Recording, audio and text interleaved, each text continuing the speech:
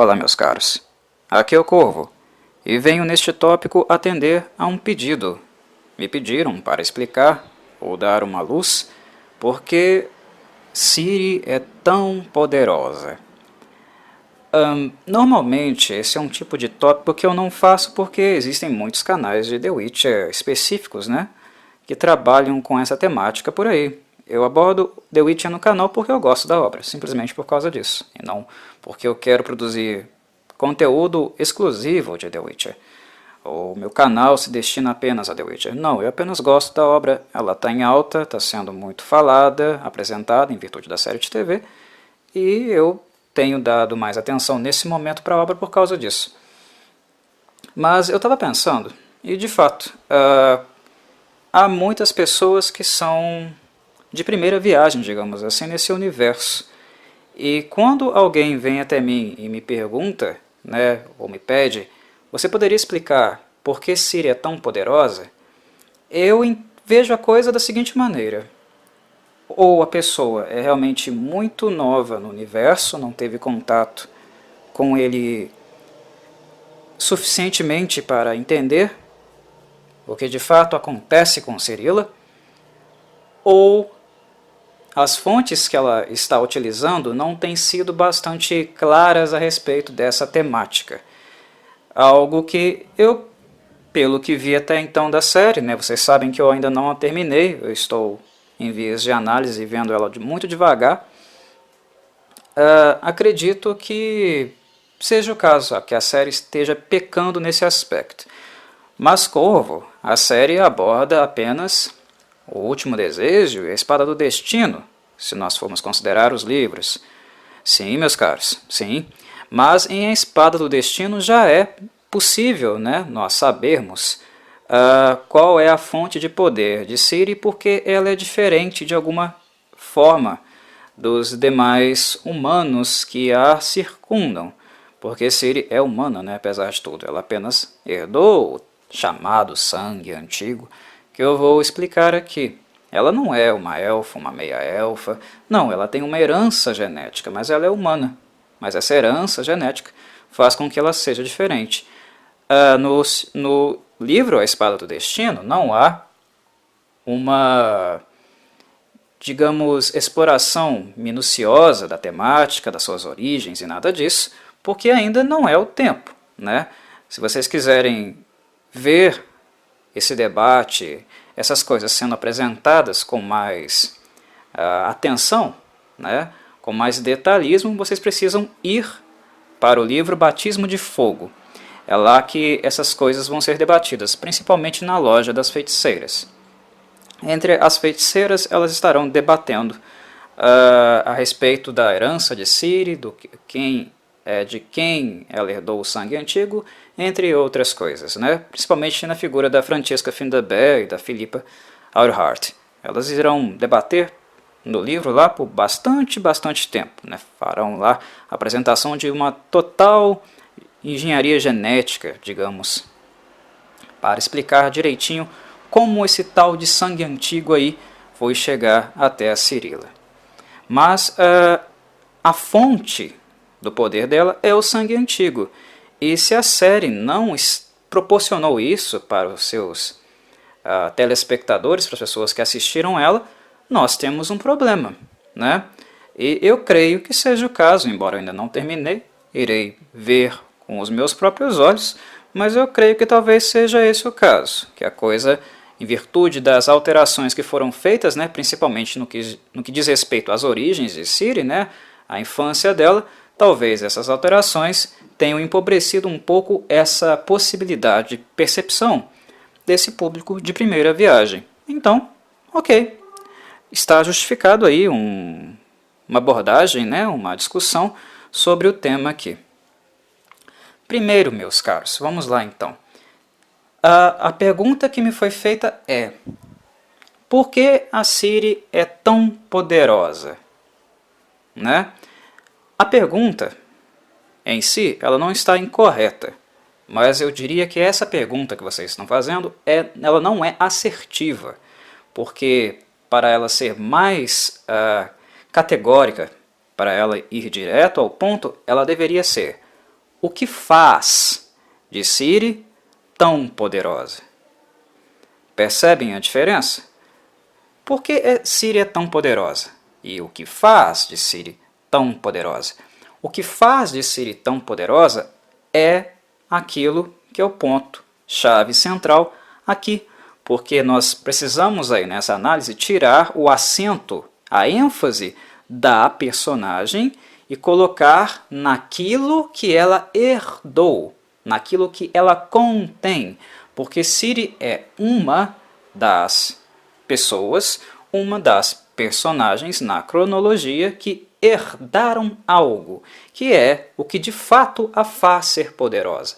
Ela não é poderosa por ser Cirila, ela é poderosa por ter herdado algo de uma tradição, de um povo, de uma pessoa em específico muito antiga. E essa personagem, essa pessoa que trouxe, né, esse poder, essa qualidade para o mundo de The Witcher, né, que nós conhecemos como o continente, é uma elfa, uma Ainel, né, uma auto-elfa, chamada Lara Dorren. Né? Então é uma herança. Percebam que hoje a herança está com Ciri, mas quando Ciri se for, se ela tiver filhos ou continuar com a sua linhagem, provavelmente esse gene poderá continuar. Pode ser, né? Não sabemos. Como no passado, outras pessoas já tiveram esse gene. Ou ativo, como ela o tem, ou latente, né? Porque também isso, em termos genéticos, quando isso for ser exposto lá no livro Batismo de Fogo, isso estará sendo discutido também, né? Há necessidade de um gene ativador do sangue de Lara Dorren.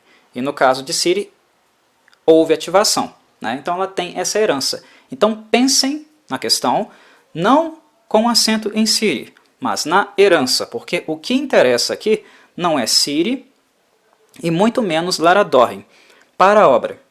O que interessa para a obra é o sangue antigo e o que ele é capaz de fazer. E quem deseja o que eles podem fazer com o seu uso. Quando nós formos olhar para os livros e acompanhar a obra, é isso que estará em jogo. E Cirila será perseguida por várias e várias instituições, facções, grupos em virtude disso. Os Ainel irão persegui-la. Por isso, né, o capítulo dos feiticeiros irão persegui-la. Por isso, né, todas as pessoas ao redor de Cirila têm interesse não na Ciri, mas no maldito sangue antigo que ela carrega. Inclusive, eles condicionam a vinda dela, ou querem manipulá-la e utilizá-la simplesmente para colocar as mãos nele, porque ele irradia um poder nunca antes visto, sem precedentes no mundo de The Witcher. Então, meus caros, não é a Cirila, é o tal sangue antigo, né? Que nós podemos também nomear, como é mais adequado, né? De Ren-Ishire. Né? E de onde vem o tal Ren-Ishire? Dos elfos. Antes de falarmos dos elfos e de Lara Dorren, que é a fonte original de Ren-Ishire, eu acho que eu preciso fazer também uma distinção das castas dos elfos, para quem ainda não compreendeu muito bem como isso se dá, que eu imagino que a série também não abordou ainda, né? Porque naturalmente nenhum Ainel apareceu, então vocês só viram, né, os Ainseed. Como eu mencionei, Ainel, Ainseed, e tem mais um tipo, né, que é na verdade uma consequência, né, e não uma diferenciação de categoria, que são os Ainsevern. Né? Os Ainseed foram aqueles elfos que vieram para o continente, né, o mundo de The Witcher, há centenas, milênios atrás, né, há muito tempo. Nós podemos falar de milênios, sim. Eles vieram para esse mundo, né? Os Ain Sith, nos seus barcos suntuosos, brancos, eles viajaram do seu mundo original para este, e aqui se alocaram. Nós temos os Ain El, né?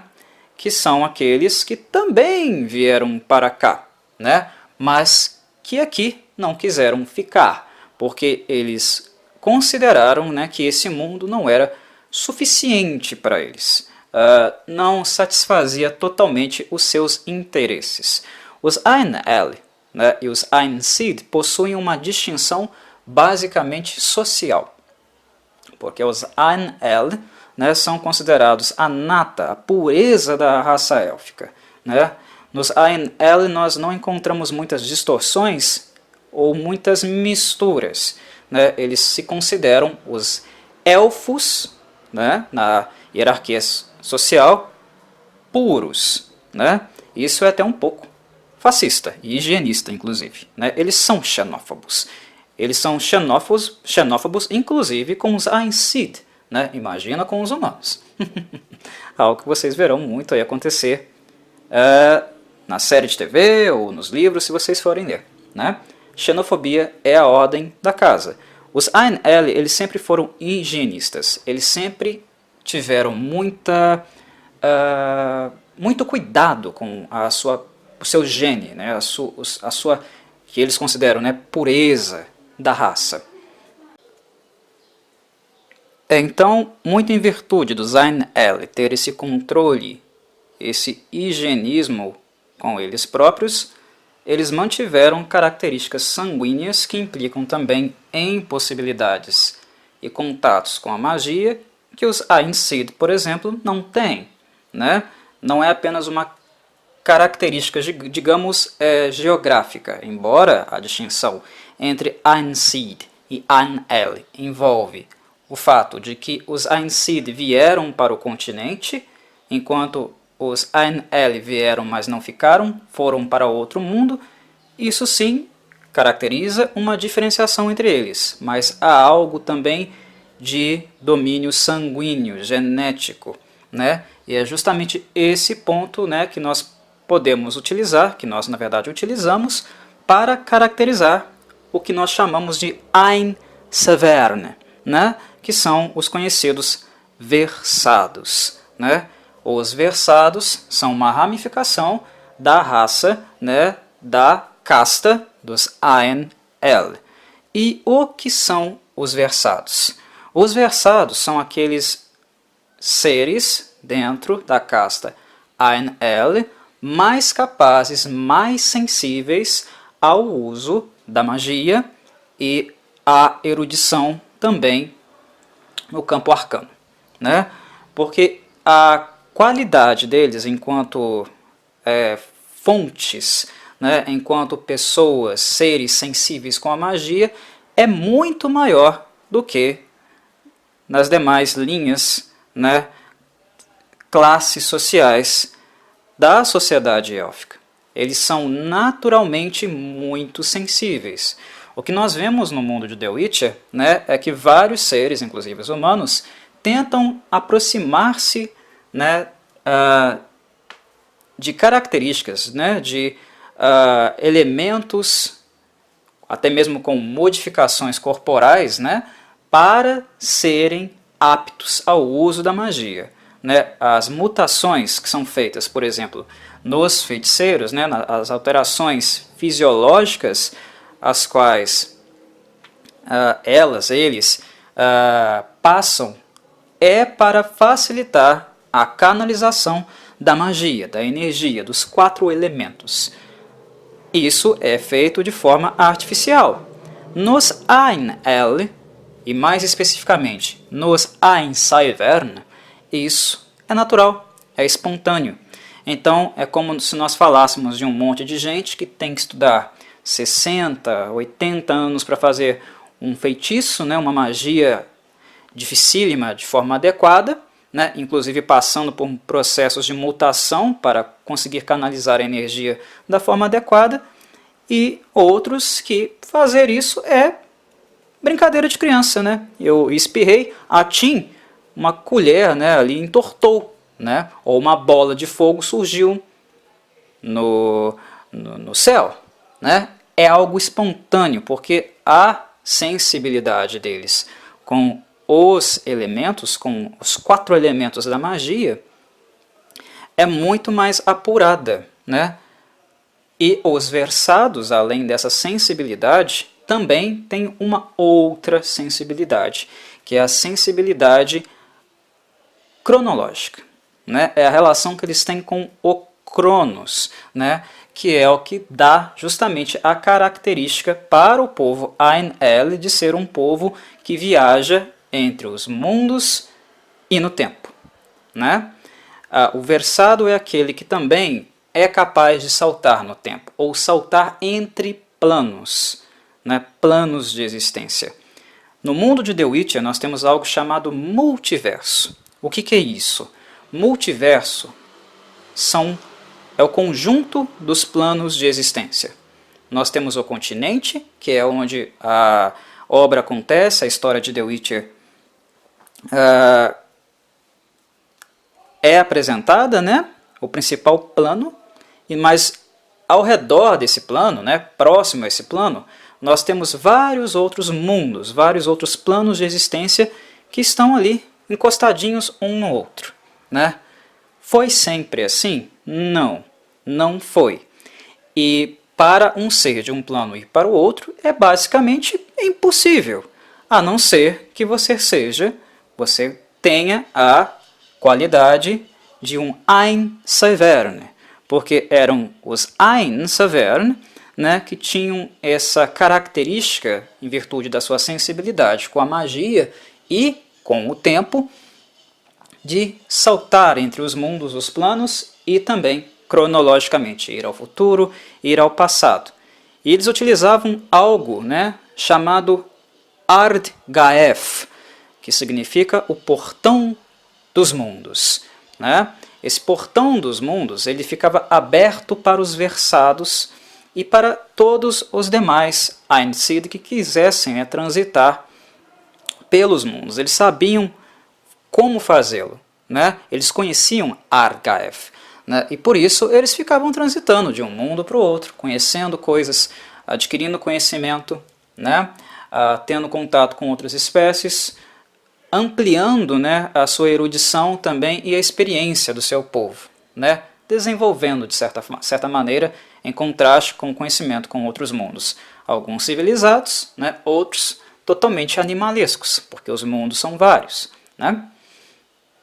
Os Ain Sith e os Ain-El fizeram suas viagens assim, né? E foi assim que eles vieram para o mundo de The Witcher, né? Para o continente, esse plano de existência. Só que, meus caros, aconteceu algo no meio do caminho que eles não esperavam, há mais ou menos 1500 anos antes da cronologia atual, né? Onde a história se passa dos livros, aconteceu algo chamado a conjunção das esferas. O que é a conjunção das esferas para quem ainda talvez não tenha entendido muito bem? A conjunção das esferas é um cataclisma. É como se fosse um grande terremoto que chocou todas as bases do multiverso, né? Todos os planos de existência tinham as suas posições delimitadas direitinho, inclusive o que fazia, né, ser possível atravessá-los facilmente, né, para aqueles que sabiam fazê-lo, né, através do Ard-Gaef. Com o cataclisma, com esse terremoto, toda essa simetria, né, essa pequena distância entre um mundo e outro, foi modificada. É como se placas tectônicas, considerem placas tectônicas, né, os mundos.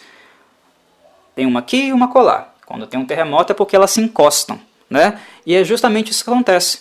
O cataclisma faz com que os mundos encostem uns nos outros. Originalmente, no continente, no plano de existência de The Witcher, não havia magia, não havia a tal energia arcana, ela não chegava até ele. Porque esse mundo era mais distante das fontes mágicas, né? Com o cataclisma, o fato de planos de existência se chocarem com o continente fez com que a magia fosse introduzida aqui. E nesse chocar também, como numa placa tectônica que encosta na outra, né? Não há rachaduras, não há aberturas, criou-se o que nós chamamos de brechas, né? Brechas as quais tornaram possíveis que outras espécies, outros povos de outros mundos adentrassem o mundo de The Witcher, o continente. Foi assim que os anões vieram para cá, né? Foi assim que os vampiros também vieram para cá, né? E outras várias criaturas monstruosas aí que nós vemos em The Witcher e que não faziam parte desse mundo original. Foi através dessas brechas.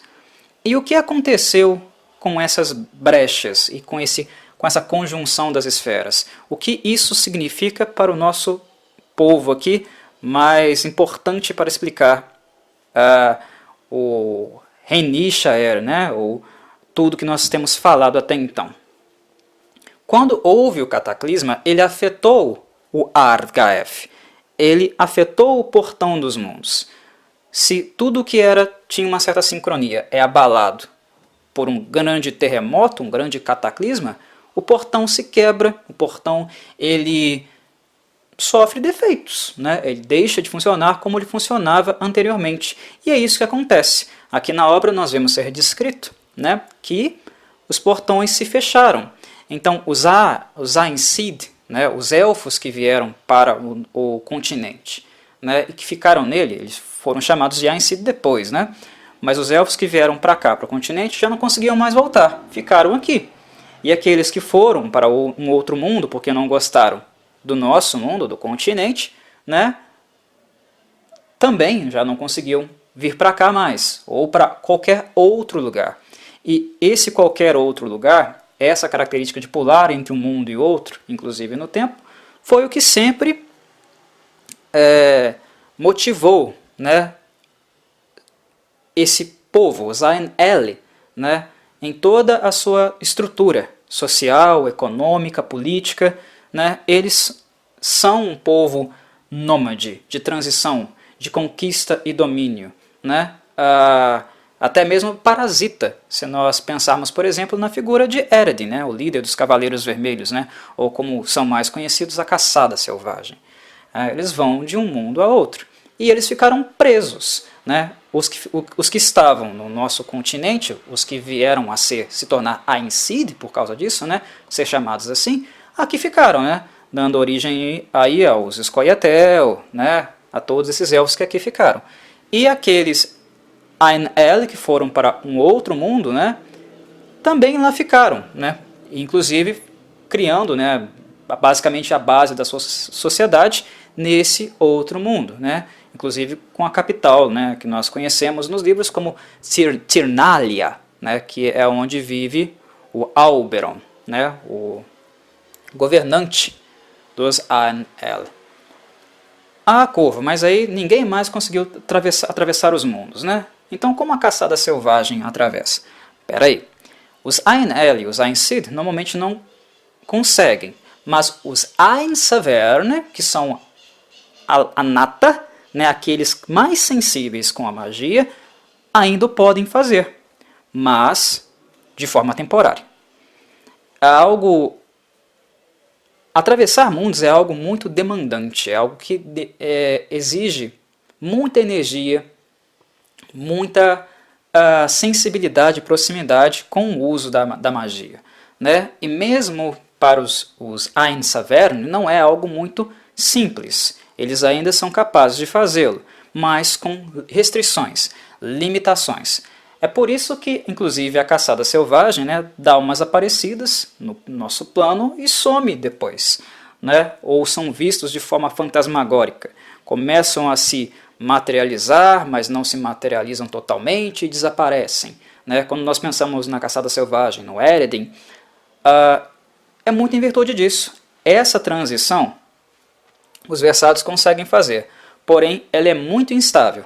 Eles podem conseguir ir para um outro mundo sim, ficarem por lá se quiserem, né? Mas esse tráfego não é uma coisa muito fácil de ser feita e ser atravessado por todo um povo, porque os versados, eles não são elitistas, eles não são específicos, dentro do próprio especificismo, higienismo deles, né, são poucos que conseguiriam fazer isso de fato, né, ou com tanta facilidade, né, com tanta qualidade, digamos assim, com precisão, né. Então, isso ficou restrito aos versados, né, aos Ein-Severne. Os Ain-El, enquanto um povo, né, ou aqueles que não são versados, todos os elfos, né, não podem fazê-lo. Então, a sociedade élfica não pode mais transitar entre um mundo e outro. Então, ela ficou presa onde ela está, né? Ela ficou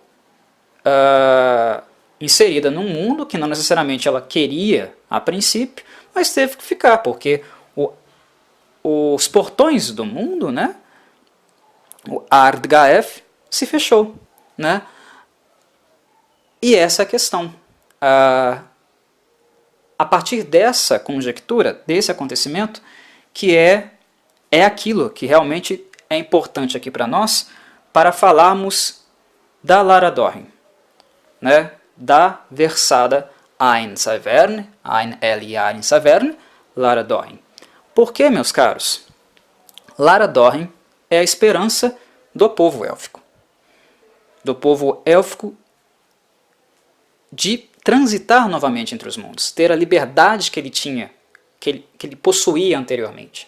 Porque Lara Dorren foi concebida, né, a linhagem élfica, né, foi concebida numa relação entre versados, apenas entre os versados, né, dos mais talentosos, dos mais sensíveis à magia, né, daqueles que mais tinham essa qualidade de impacto temporal e entre mundos, né, de afetar e transitar.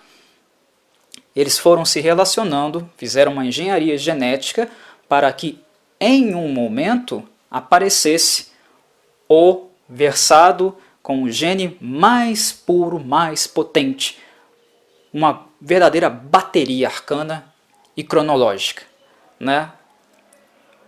Essa pessoa, essa personagem do gene mais distinto, né? Que não é o gene nem dominante nem o recessivo, é o gene diferente, aquele que supera todo e qualquer gene de versado anteriormente a ela. Essa pessoa é Lara Dorren, a senhora dos mundos, a senhora dos tempos, né? Aquela que consegue ter uma habilidade, uma sensibilidade gigantesca com a magia, a ponto de fazer coisas magníficas espontaneamente, e aquela que consegue viajar com muita facilidade entre os mundos. Ela é a salvação dos Aenel, segundo o conceito deles, porque é ela que poderia reabrir Ardgaef, ou nem ser necessário reabrir portão nenhum, porque ela é um próprio portão espontâneo. Vocês estão me entendendo? Basicamente, isso, né, é o sangue antigo. O sangue antigo é essa qualidade, essa especificidade e potência que reside nas veias de Lara Dorren, né, e que foi historicamente manipulada, né, entre os versados para existir, para aparecer, né, e ela veio à tona, ela veio nascer, né, na união, finalmente, né, na união entre o Alberon, senhor dos Aenel, né, rei de Tirnalia, e Cíadal. Esses dois elfos geraram Lara Dorren. O que tem a ver isso com a Ciri? Ciri herda isso. E ao herdar isso, herda no continente. E também afasta os Aenel desse dom, desse, entre aspas, tesouro que eles tanto, né, confeccionaram, tanto quiseram criar para se verem livres da sua prisão, né? E como isso acontece? Lara Dorren, eu não preciso falar que ela é a personagem mais poderosa de toda a mitologia, de toda a história do mundo The Witcher, né? Não preciso. Ela é o sangue original, o gênero original, tudo original, e super potente, né? Se vocês acham que a Ciri é foda, vocês tinham que ver a Lara Dorn. Mas enfim, a Lara Dorn, ela acaba se apaixonando, tendo relações com um humano, né? Que é o feiticeiro Cregnan the Lord, né? Ele foi um feiticeiro humano que acabou tendo relações com ela.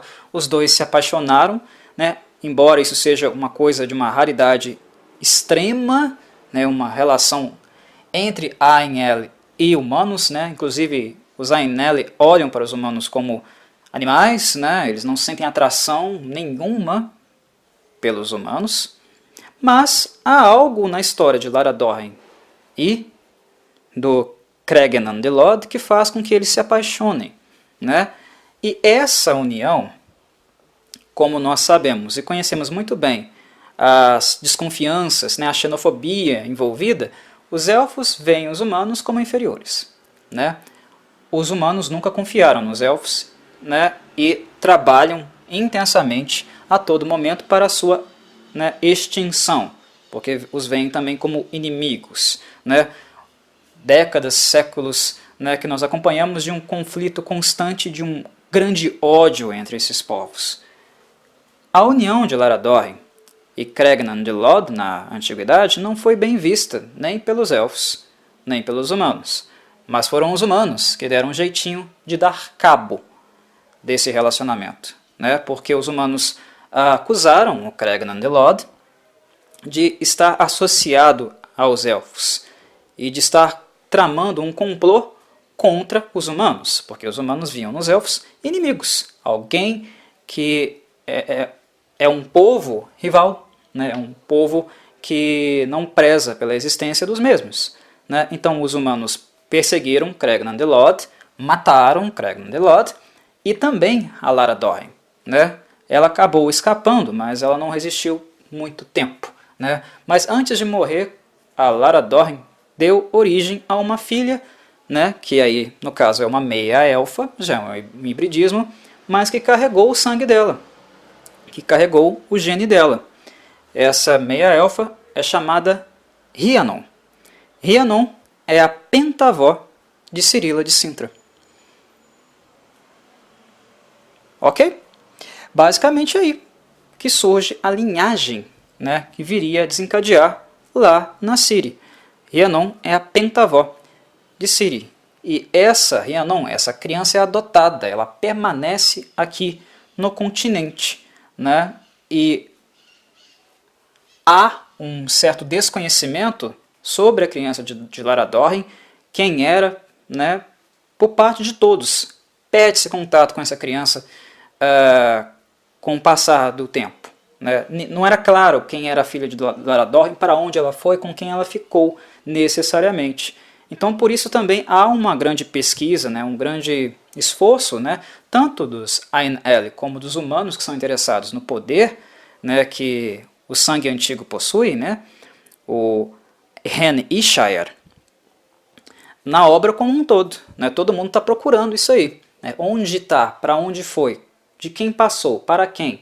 E é um trabalho realmente muito meticuloso, né, arqueológico. Você tem que encontrar a fonte, saber onde a fonte desse gene estava, por onde ele passou, quantos filhos tiveram, quem herdou o gene da Lara Dorn e também um gene ativador para ativar o latente, várias dessas coisas, né? E isso vai explodir de fato, né? O gene realmente vai ser ativado com tudo, com força total, na nossa querida Cirila, na nossa pequena Ciri. E é assim que o gene chega até ela, né? Como os Ainel vê a questão, né?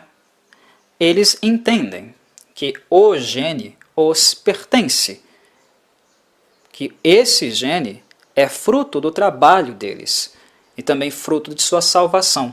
E eles entendem que os humanos, né, a partir do momento que o Cregnan the Lord se relacionou com a Lara Dorn, eles tomaram esse tesouro deles e eles o querem de volta.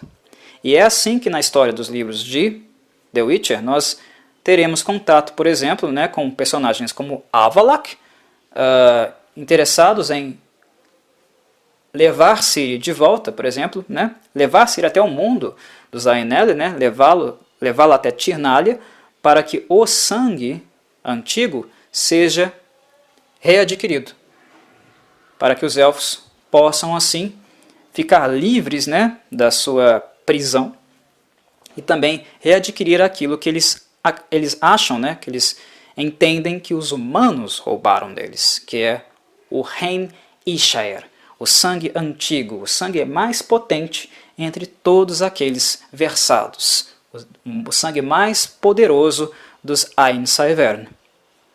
Né? Então o Alberon, né, se a Rhiannon é pentavó da Ciri, né, é claro que o Alberon também é família da Ciri, né? Embora eles não se vejam assim. Né? Os elfos não veem nada do que é humano referente a eles, apenas uma perturbação, né? Algo sujo, algo misturado. O Alberon não vê a Ciri como família. Ele vê o sangue que a Ciri carrega, que é dele e que ele quer de volta. É assim com o Alberon, que quer, na verdade, ter um filho com a Ciri para recuperar o sangue. Né? O Avalak também tem essa mesma percepção e o Eredin também tem essa mesma percepção. Embora entre eles há essa distinção. Né? O Alberon não está nem muito mais preocupado. Né? O senhor de Tirnalia, né? O senhor dos Ainel, povo dos Amieiros, não está nem tanto mais interessado, né, em trafegar talvez pelos mundos. Esse é um desejo mais forte do Eredin, até porque Alberon perdeu o próprio sentido na existência dele. Mas isso aí vocês vão ver lá na leitura dos livros. Né? Mas basicamente, meus caros, é isso. Né? É essa gama de coisas que está em jogo aqui quando nós falamos do poder, entre aspas, de Ciri, entre aspas. Não é um poder de Ciri. Então, não façam a pergunta dessa forma. Por que Ciri é poderosa? Não. Mudem a pergunta. O que faz de Ciri poderosa? E eu espero ter respondido aqui nesse podcast, né? Essa pergunta, essa dúvida aí que vocês tiveram. Se algo ficou